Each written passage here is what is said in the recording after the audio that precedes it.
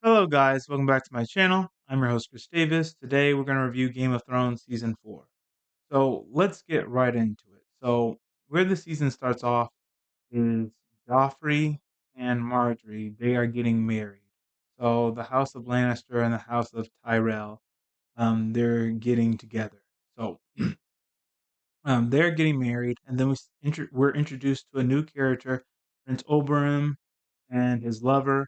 But Prince Oberyn, he was invited to be a guest at the wedding. He's going there, but he really has animosity against the Lannisters because when the Mad King was being defeated, the Lannisters killed Oberyn's sister, and the one who was married to uh, Aegon Targaryen, the Mad King.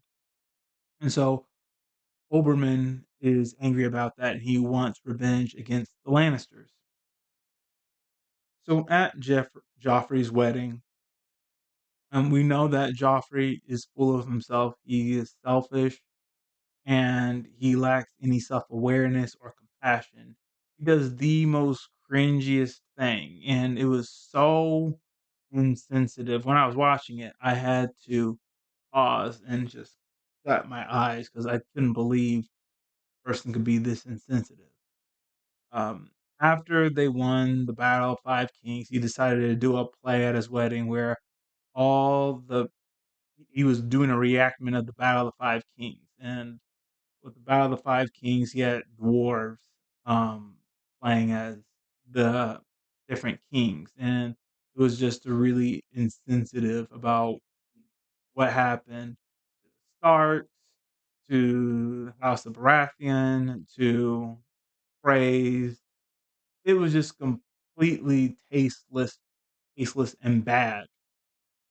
And Tyrion, he's already had enough of Joffrey. He's had enough of him tormenting Sansa and everything. And they have a conflict there in front of everyone.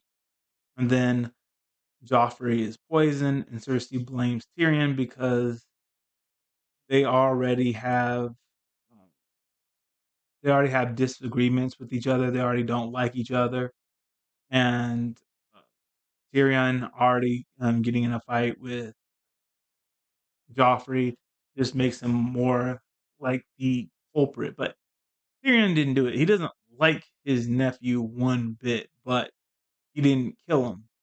He he didn't kill him. He wouldn't kill him as bad as he is. But Sansa, in this distraction, someone tells her to come with her, and then she escapes from the capital, and she's with Lord Baelish. But Tyrion is blamed for the murder of Joffrey, even though he's innocent, and he's given a trial, and the trial is going to determine whether he's innocent or guilty. But he's already not going to get a fair trial. When we see the trial, we see people uh, like saying like false statements against him. His lover Shay, his former lover Shay, is saying lies against him, twisted truths, and she does it because she's angry at him for sending her away. But Tyrion had to send her away because if she had stayed, she would have died. But she doesn't understand. She's doing what Tywin wants, uh, saying Tyrion did it, that he always wanted Joffrey dead. And maybe that's the truth, but he still didn't kill him. Anyway, he's not getting a fair trial. So he declares trial by combat, and Prince Oberyn wants to be Tyrion's champion because um, the Mountain is going to be the one who's going to do the trial by count combat, and Oberyn wants to kill the Mountain because the Mountain killed his sister. So Oberyn is about to beat the Mountain, but he gloats, and then the Mountain is able to defeat him, and he dies. And then Tyrion's going to be executed before his brother Jaime saves him.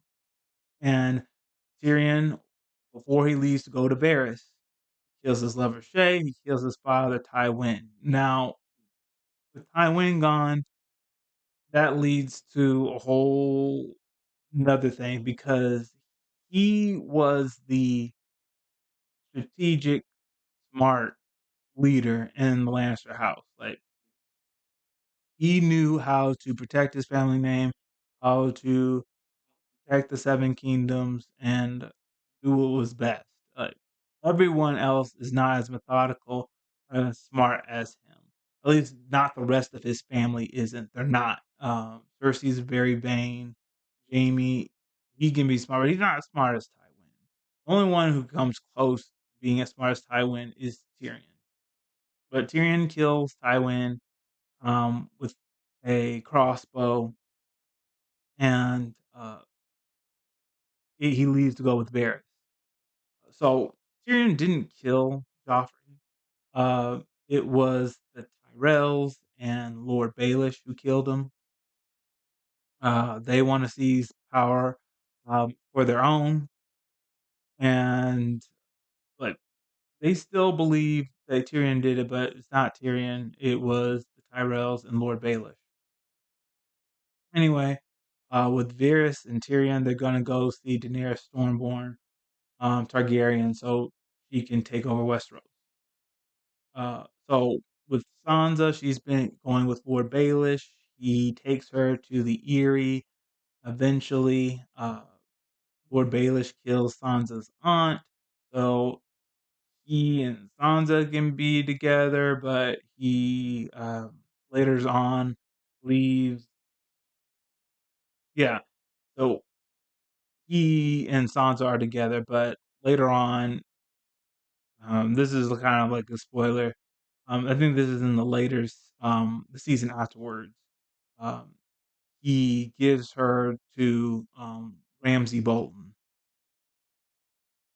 Anyway, Arya Stark, she is traveling with Hound, and she hates the Hound, but she needs the Hound in order to survive. Otherwise, she won't get far on her own. So she's traveling with the Hound now, and they're just wandering, just going from place to place to place. Eventually, Brienne Tarth finds Arya, and Brienne fights the Hound. She defeats the Hound, but then Arya leaves and she goes to Bravos, where that man who can just change his face resides. And Jon Snow had a really good story arc. Jon Snow betrayed the Wildlings. He came back to Castle Black and he prepared Castle Black for the Wildling army invasion, and that battle was epic. It was so cool. You thought that the Wildlings were going to take Castle Black, but they were able to defeat. They were able to hold off the Wildlings. They were able to hold them off and win a battle. So that was a really good part. Daenerys Stormborn. So Daenerys, what she has to do is quell these rebellions that are popping up. There's this group called the Sons of Harpy, and they're killing people in the kingdom, killing Unsullied because they want to bring slavery back. And Daenerys has to quell that. And there's a battle with the Sons of Harpy where they kill. I can't think of his name. Sir Barristan? Yes, Sir Barristan.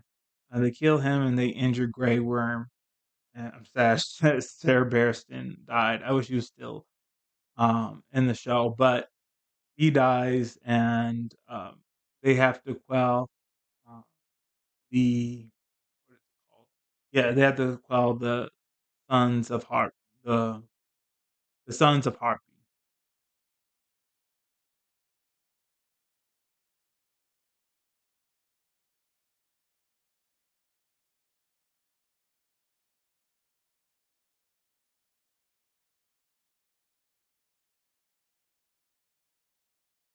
Okay, so that was everything of the highlights of season 4. So I really enjoyed this season. I will review season 5 for you guys. So that's all we have for today. If you liked what I had to share, please hit the like button, hit subscribe, share this video with all your friends, and all of you have a great day.